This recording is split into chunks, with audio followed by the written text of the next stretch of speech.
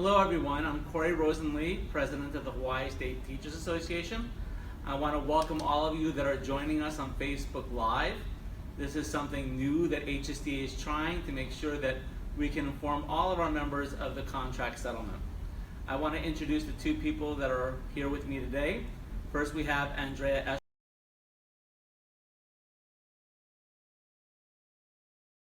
I also want to welcome Osa Tui, who is a registrar at McKinley High School and is also the chair of HSTA's negotiation committee. Today what we're going to be doing is we're going to be going over some of the language that we had for the contract and some of the agreements that we have made. I want to encourage all of you though that if you want to see more details and to see some of the discussions that we're having, we have sent all of this through our email system, so please check your emails from HSTA. Also, we have on our website all of these documents as well, and I'm sure that a lot of those documents will be able to help you understand some of the details. I do want to make sure that you understand that this is public to everyone, not just to our members, so we will be going over the same issues that we were able to talk to the media about as well. Tomorrow, we will have voting in 30 polling sites across the state. Again, please check your emails or check up hsta.org to find out where. We encourage all of you to vote. We need a majority of our members, 50% plus one, to vote yes to ratify the contract. Majority of those who vote. Majority of those who vote. Thank you, Osa. So now let's get into the contract proposals. I'm going to turn this over to Osa Tui, who's going to go over the salary information. Yay. First and foremost, everyone's interested always in money. We don't get paid enough as it is. So what's going to happen? We're going to get, so at the end of this current contract, we're actually going to get a 1.8% raise to begin with. That 1.8% is the result of the $2,000 bonus that many of you received, although the taxes were taken out quite heavily from them, back last year. So we got the money up front and then the 1.8 bump at the end. So that 1.8 bump is where we start the next contract for 4 years. That 1.8% will be added with 21 hours for next year. 21 hours is 3 days added on to your salary. With that, we'll be there for a quarter. Only 1 quarter you'll be paid that.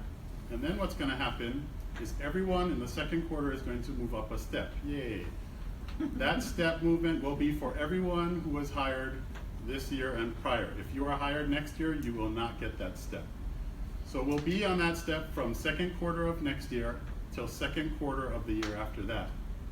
Oh, sorry. And then the people who can't step, like the 14Bs who are at the top, they will get a $1,500 bonus. The second quarter of the following year, everyone, including the 14Bs, will see a 3.5% across the board increase to their salary. So you're going to stay on that for another year. In the third year, we're going to do it all over again. Everyone's going to move up a step except for those that are hired in that third year. And in the fourth year, everyone is going to see, once again, a 3.5% increase. So, why did we do that? The state had certain parameters. You might have seen that the firefighters got their 2%, and then 6 months later, 1.2, then 2.25, 1.2. So we had to reallocate that money because our steps are 3% for most of us. So we had to delay our start so that we could have enough money to jump up that step and to get the nice 3.5% each year. We've represented that. Hopefully you've seen this salary schedule. It is available on HSTA's website. Also, if you want to go to bit.ly/HSTA salary, you'll also find it there. Generally in the contract, you're going to see many tables. Here's what you're going to be making this year. Here's what you're going to be making that year. And you have to kind of follow along, follow your class, follow your step. Little difficult, so in the last settlement we did, and so in this one I've created this chart where all you have to do is find your step, find your class, and you can figure out what you're going to make. So for example, like me, I'm class 3, step 9. So I would go down to step 9, and I would go over to class 3, and I would follow along. So someone like that would start off with, they're making $56,647 this year, and there, by the end of this contract, we'll be making $64,638. This contract, for the first time, our teachers who start will be making over $50,000 by the 4th year of this contract. And there are some things also that could add to this contract. including more 21 hours. So I'm going to pass that over to Andrea. I do want to say one thing before we go on to Andrea. We do want to hear from you as well. If you have questions, please write them down in the comment section, and at the end of the presentation, we will be trying to take some of your questions and be able to answer them. So please just write them in the comment section. Great. So as Osa said, there are additional pieces of compensation, if you will, that are in this contract, not just the across-the-board pay raises and the step movements. One of the additional pieces is the 21 hours. So when we surveyed members in preparation for this bargain, members overwhelmingly told us that they were interested in having the 21 hours continue. They liked getting the PD credits on the job, they liked the additional compensation. And so we were able to negotiate additional monies to do the 21 hours for the first 2 years of this contract. The duration of the contract is 4 years, so we will have to go back to the table to determine if we're able to negotiate an additional 2 years of the 21 hours, and that will be part of the conversation in 2019 with the employer, with the state. In addition to the 21 hours, we were able to renew the supplementary pay MOU, which has things in it like the supplementary pay for librarians who come in during the summer to do work, or for the band directors who have performing bands and things of that nature. We were also able to renew the hard-to-staff bonus or supplemental pay for those teachers who are in hard-to-staff areas. And one of the things we were able to do was improve that language to ensure that it captured the fact that public charter schools that work in those hard-to-staff areas need that money as well. And so we were able to get language that addresses the fact that they should not have, the schools have to take that out of their per pupil allocation.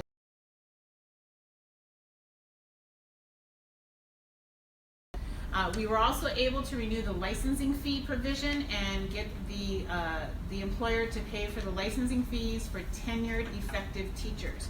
So you go in each year, you process your licensing fee, and you say the employer is going to pay for it, and then that will be taken care of. So that's an additional compensation piece as well.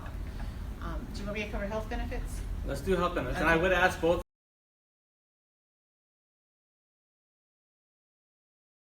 We'll do the best that we can to get our teacher voices so you can all hear us. Okay, so health benefits. If you go to your Member Matters email or to the website and log on, you will see some documents and some links to the health benefits. One of them is something that looks like this. And this is a document that we created after we were able to secure and determine the additional increases. So health benefits is one of the most confusing things for folks. So overall, what you need to know is that the employer is contributing more money towards the increasing costs. That doesn't necessarily mean that your out-of-pocket goes away. You need to do some analysis, look at your family's needs, look at what you can afford to pay for a premium, and there are a bunch of different premiums or different plan options, and you need to do an assessment which meets your needs and your situation. Not only looking at the premium, but also looking at the out-of-pocket expenses that you have for things like drugs and things like that. So we do have a chart that you can read, and you can look at those costs and the increasing costs and the share per the employer and the employee. So we suggest you take some time to do that. What we do want to let you know is that all of the plans are either at the same percent contribution of the employer or better, meaning they're putting more money towards the plan. And so that was a really important thing for us, was to get more money that the employer was kicking in. And so you just need to do that analysis. The other piece that you need to know is, as of yesterday, the EUTF board approved extending open enrollment. So open enrollment was to close this Friday. It is now extended till to May 12th. And so you have an additional 2 weeks to look at changing your plan if you want to change it. The other thing that we did find out is that if you have submitted a plan change form, and then you want to change your mind and submit another change form, the UTF will allow you to do that. You can submit a second change form, and they are recommending that you notate at the top that it is amended, and then they will use that second form that they receive to process your final change that will go into effect July 1st of 2017. That's when the new plan years go. In this contract, we also negotiated additional monies for the second year of the contract, and then we'll go back to the table in 19, and we'll look at the cost of the health plans, and we'll decide how much more we need to negotiate and work with the state at the bargaining table to get additional monies to address those increasing health costs. Can you talk about VB? Oh, VB. Okay, so We have some teachers, some of our members who are still in the VB plans. Those are the plans formerly known as our VIVA plans. And so one of the questions that we did get was, what happens if I decide to leave? So if you do elect to change to a non-VB plan, and that's what you elect to do, you do need to know that that is permanently pulling you out of any opportunity to stay in the VB family. You can move plans within the VB family, but you cannot move out and then move back in. One of the questions we got was, what if I submitted a form earlier in the open enrollment to move out of the VB plan, and now I change my mind. Now the rates are good enough, I want to stay in the VB. As long as that second form is resubmitted to stay where you want to be in the VB, there should be no impact. You should be able to stay in the VB. Okay, but you can't cross plans. You can't have an EUTF dental and a VB medical. You have to have all VB. Is that the... Okay, and thank you. We're still getting a lot of comments. I love that all of our members are helping answer each other's comments online too, and we appreciate all the thank yous as well. For teacher evaluations, this was an important matter to our teachers. You know, when we went around asking our teachers why they wanted this contract, we heard a lot about teacher evaluations. And we try to listen to those voices and put them as part of our negotiations. The first thing that these are some of the changes that are occurring, and this is what's going forward. First of all teachers will have to do an individual professional development plan. And the rationale behind this is a lot of teachers said they wanted from the evaluation system something that took less time and helped them improve their teacher practice. And we heard a lot about the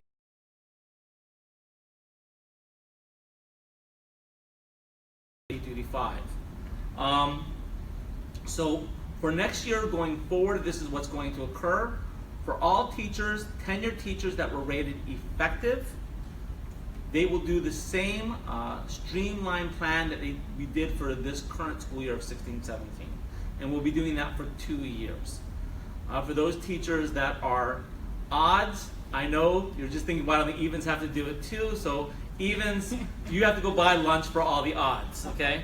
For non-tenured teachers and for teachers that were rated less,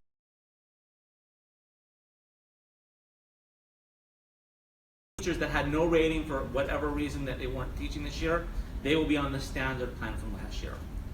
Going forward, this is what's going to happen. For all teachers that have been rated effective, they will be on a 4-year cycle. And once every 4 years, and we always get the question when we've been out at the schools, how do I know which of the 4 years? Well, that hasn't been determined yet. When every 4 years, you will be on a standard cycle. For the standard cycle, you still have to do the individual professional development plan. You have to do 1 observation. And you have to do reflection on the student tripod. No longer will we have to do the compliance work on the core professionalism, and we will no longer have to do the SLOs. For teachers that are on enhanced, they will have to do 2 observations.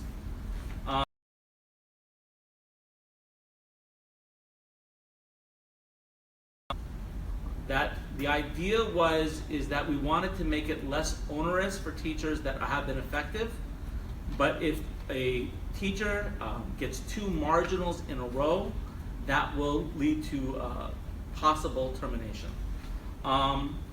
Going forward, there will be no SLOs, but what's going to happen is we have a joint committee that will be working on this with the department.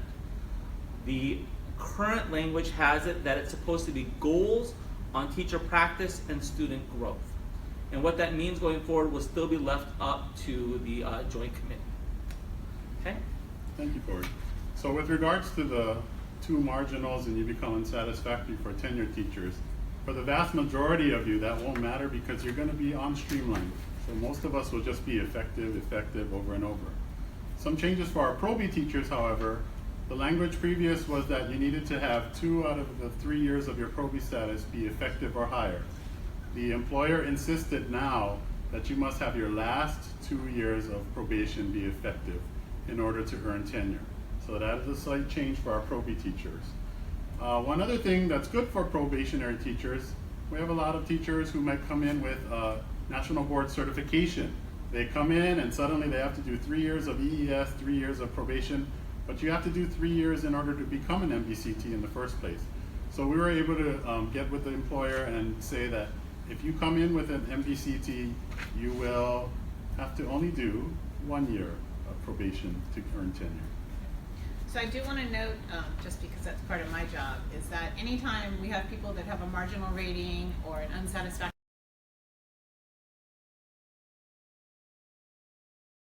not gone away, people still have the right to challenge it, whether it's through the expedited appeal panel or otherwise. And so rest assured, those due process procedures still are in place. None of that has changed.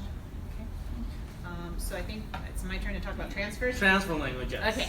So, transfers. In the current contract, there is an MOU, actually 2 MOUs related to transfer systems and the transfer program in the back of the contract.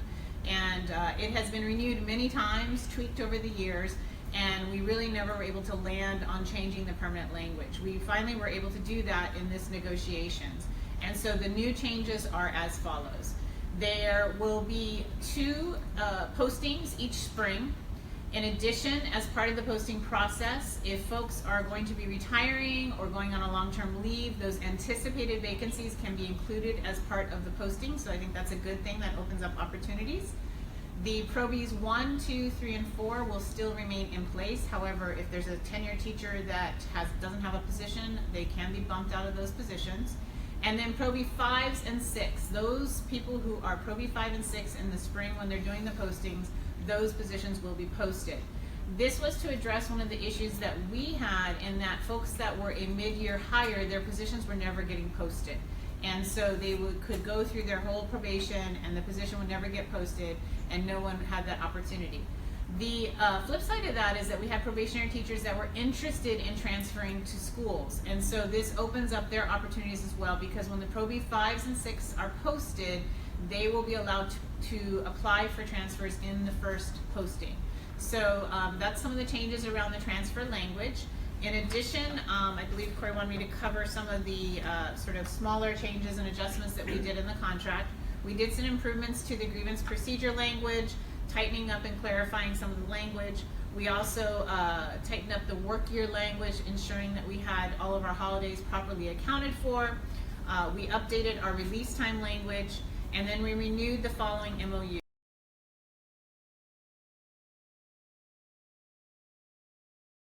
The exceptions to the agreement, which allows for school-based decisions around contract exceptions. There's a process for that to get an exception to the contract.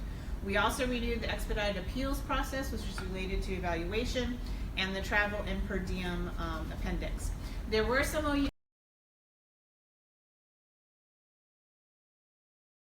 agreed to renew them, and those include the following: the comprehensive salary study,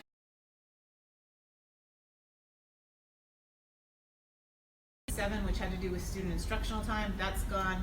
The recruitment and retention incentive for licensed special ed teachers, the special ed staffing allocation language, as well as the expanded leave and walkthroughs. Those were all things in the back of the contract that had to be mutually agreed to renew, and we did not reach mutual agreement, so those were not renewed.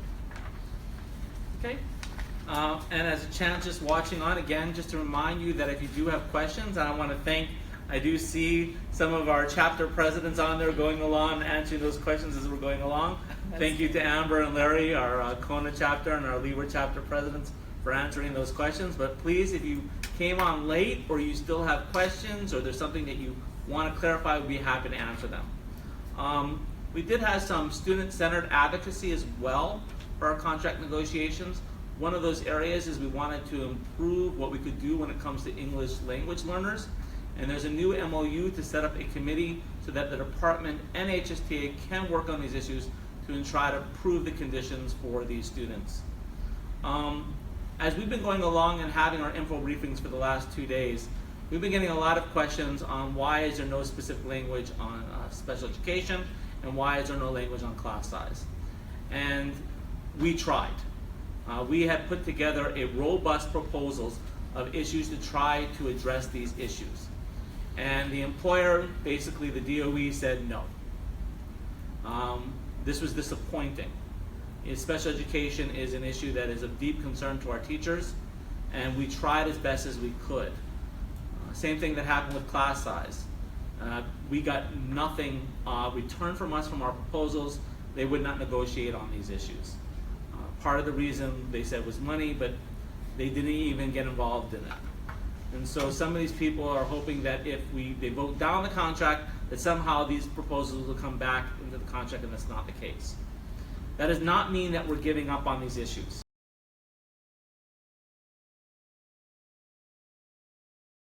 So what we're going to continue to do is we're going to continue to fight for these issues, whether that's through the Board of Education, whether that's through the legislature. We have to make sure that we continue to put language on. We have to continue to fight for SPED issues and class size issues, and that's how we give our KTs the schools they deserve.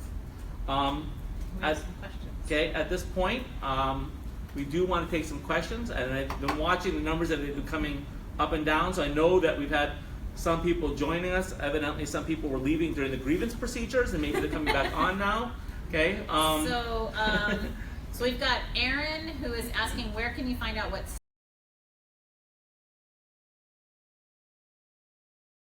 Wait, just stop 1 second. Yep. We've been paused. Oh, what happened?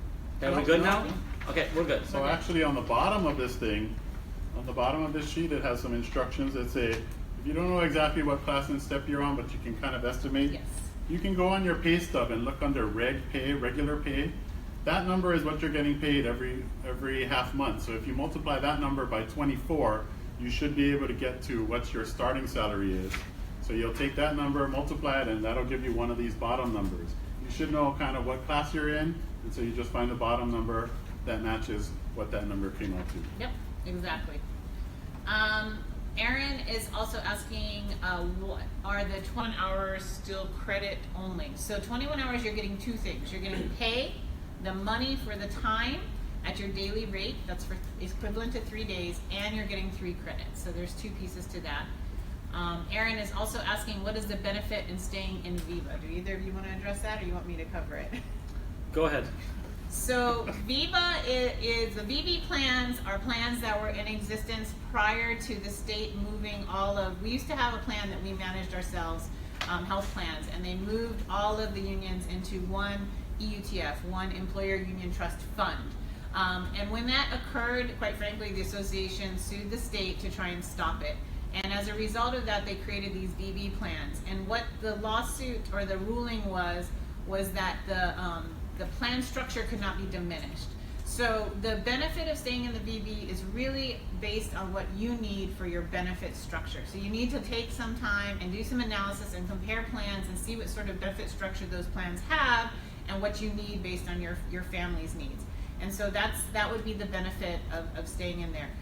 Traditionally, since we got moved, those plans have been cheaper in premium prices, but they have increased over time. So you do also there are some differences in pricing, so you'll want to look at that as well. And just be aware the 90-10 under the regular UTF is not the same as the 90-10 under the VB and vice versa. So just be aware of that.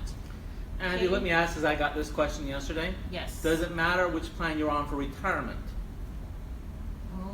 Going to ask me a hard question. I know, that was a hard question for me too, okay? So maybe ask one of the... I believe you select the plan at retirement, because okay. then you go on the state plan, but don't quote me on that. Yeah, that's one I got that I wasn't so sure of either, yes. Okay, so... And by the way, if you don't, you can be able to call EUTF, and these are questions that they can answer as well.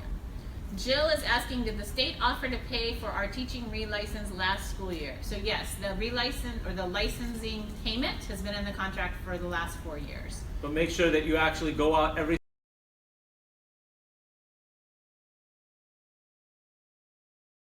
And there's a question about when do we have to be effective? I was reading That's probably related to your EES question.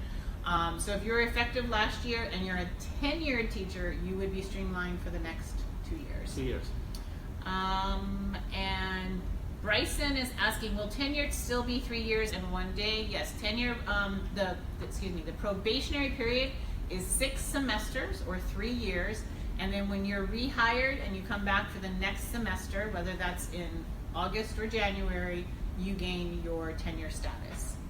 And the $2,500 bonus still exists for those who complete their tenure. Yep. Jesse is asking, when do we vote, Corey? We vote tomorrow, Thursday. Most of the polling stations will be open from 3 to 6. There'll be 13 polling stations across the island. And again, go to hsta.org to check that, or check your emails to find your polling station. I've been asked this question too about voting. What if I can't make it to my own, where the polling station is closest to my school? There is an ability to go to a school that's closest to you, and you have to do a challenged ballot. And that's to make sure that people do not vote twice. Yeah, we don't want people voting twice.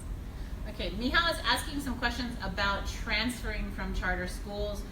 So I will just say that that is a complicated conversation, because depending on whether you were a DOE teacher prior to going to the charter school or not, that affects your ability and your status coming back into the DOE. But generally, if you've never been a DOE teacher, the maximum years of service the DOE will allow for credit is 6 years of service. And so that is the general rule. But you're welcome to email negotiations@hsta.org, and I can work with anybody individually and try to address their questions. Karen is asking, will there be a differentiation in pay for newly hired teachers versus teachers who have been teaching longer, who haven't taken many PD credits to move up? So, I'm not sure if I answered. Well, I mean, there Well, are.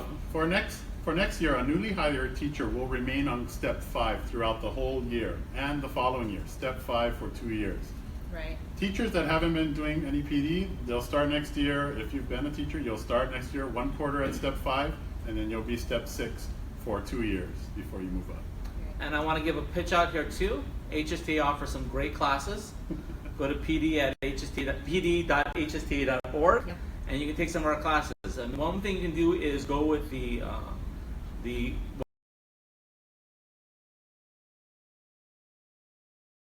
class as well. We encourage all of you to take those classes. Kim is asking, what happens if we're at class 7 and keep getting credits for 21 hours? Are they useless? That's a very good question. So we spent a lot of time talking at the table about trying to find a way to allow for class 7 teachers to either move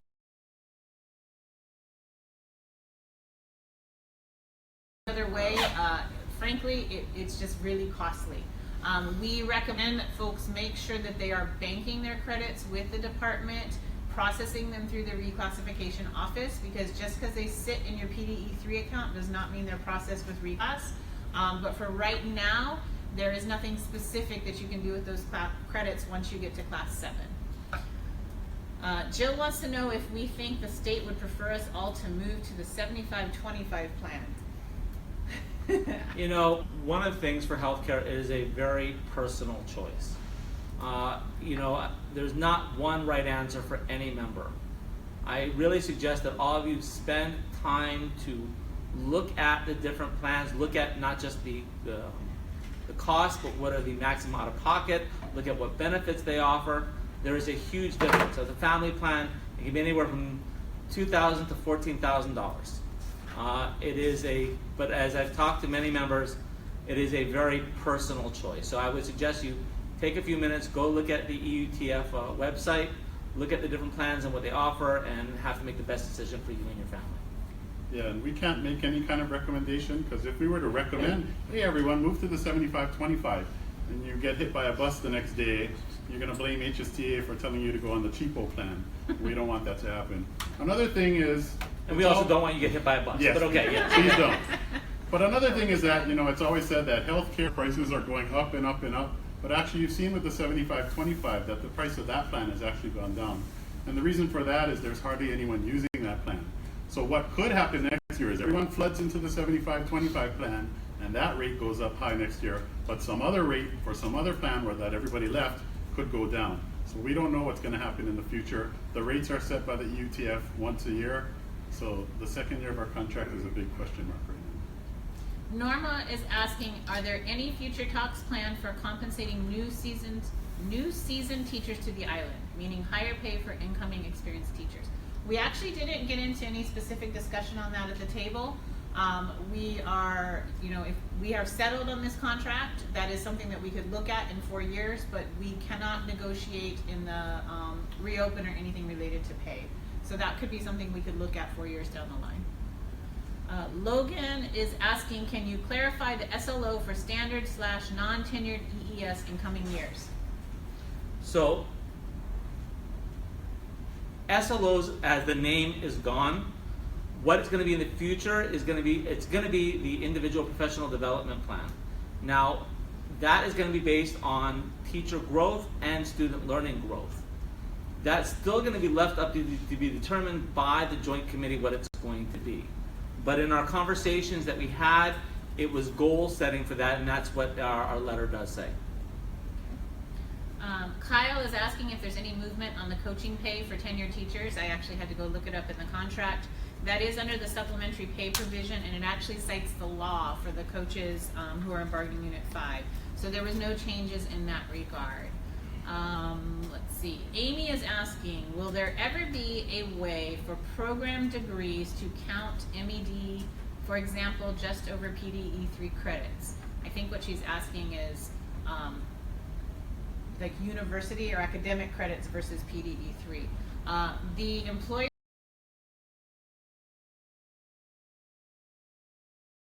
in the future, they could change something. They could allow for something different, but to my knowledge, there's no plans for the department to do that. And so her comment is that students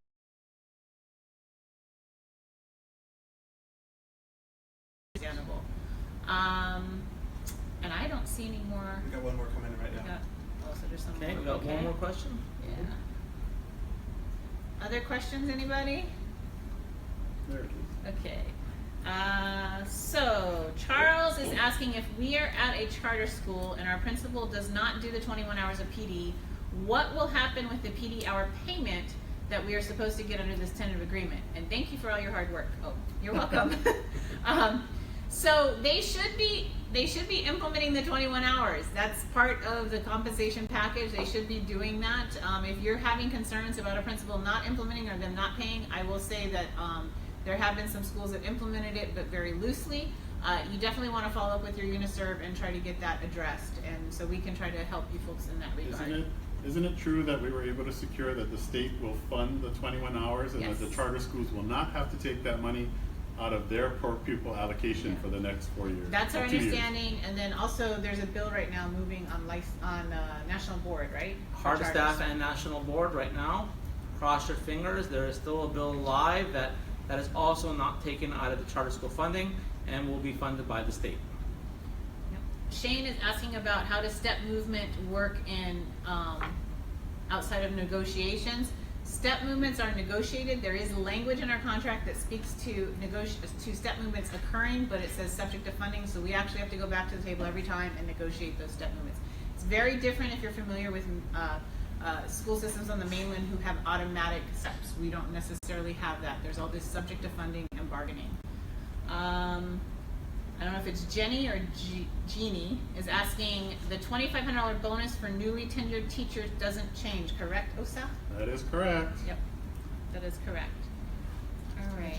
Okay. So I think we've been on for about half an hour. So we're gonna wrap up the briefing or the info session. We appreciate your time. This is a brand new thing we've never done before. So bear with us as it was a little Give us a like stressful. if you like this. Maybe we'll do this again in the future, right? It's a little bit scary for us, but we did it. Our communication staff is all happy right now. Yes. Okay. Okay. So we're gonna get back to getting prepared for tomorrow and ratification. We ask that you please show up and vote. It's really important we have a good show of solidarity and we have people come out and vote. And so get out to the poll sites. We want to encourage you, if you have further questions, to email us at negotiations@hsta.org. We ask that you also share the fact that we have this post on Facebook. So if you have colleagues who are on Facebook and they didn't get a chance to catch us live, go ahead and have them share it so that we can spread it and get some viral there and have people know. We also put out a brand new FAQ this afternoon, just a couple hours ago. So that's out in your email. So check your email. And let's see what else. I have a whole list of things I'm supposed to tell you. I think that's it. I think I also want to say, sorry, Corey. Go ahead. I also want to say that I personally thank the governor for getting involved. Without him, we wouldn't be where we are today. He came, he saw all the petitions that you folks signed. It was great. If you can tweet him, email him saying thank you, I think that would be appreciated by him. Okay. And then also, we had people that requested absentee ballots, and there was question about if they haven't gotten their ballot yet, what to do. They're getting mailed as the absentee requests come in. If you already have it and you want to go to a poll site and you want it to count tomorrow for the initial count,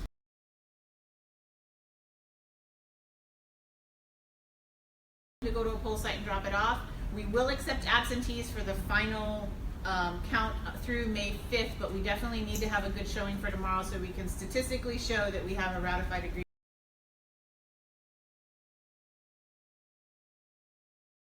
Came in towards the later part and want to see it from the beginning, this will be on YouTube. And if you've never seen it before, HSTA does have a YouTube channel with all of our great videos, so we encourage you to see that.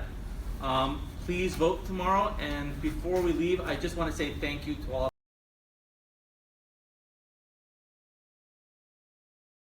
Could not have done that with all of you. You have been contributing greatly during the year, whether that's been wearing your Red for Ed on Tuesdays. You know, we had 6,000 teachers march on the Capitol, all the teachers that joined us on the sign waving, and as Osa mentioned, signing all these petitions. It's our collective action that was able to get us to this point for our contract. So thank you so much. Please vote, and thank you for joining us on this Facebook Live.